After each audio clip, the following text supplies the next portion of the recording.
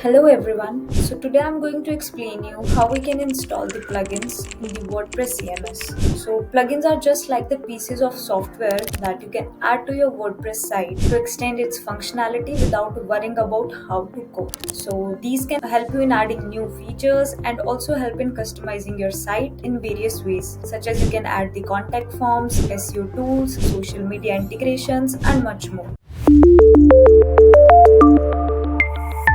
So come on now, let's start with the process and see how we can install these plugins on the WordPress CMS. So the process is simple and WordPress is itself a user-friendly platform. First, you need to log in into your website dashboard using WP admin, then press enter. You can then add your username and password to log in this dashboard of WordPress. So here is the dashboard or the backend of my WordPress site, as you can see in the video. Now you need to go to the plugin section here in the left side, and under the plugin you need to click on the add new plugin option. So after that you need to search for the required plugin.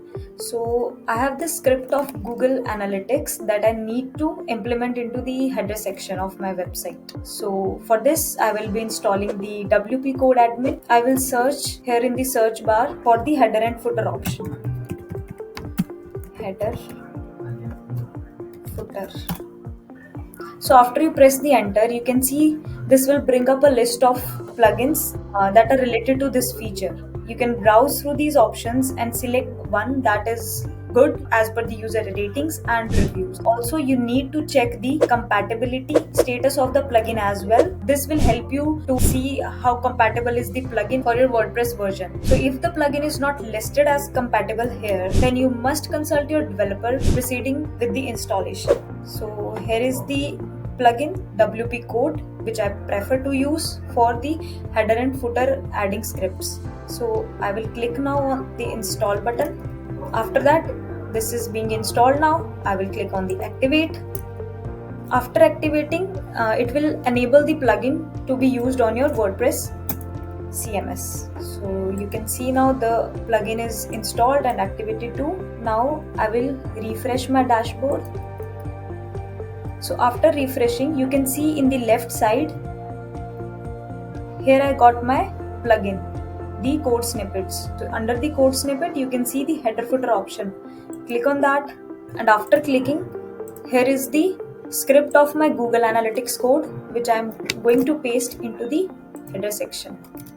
Here is the box where we can add the script for header, like this.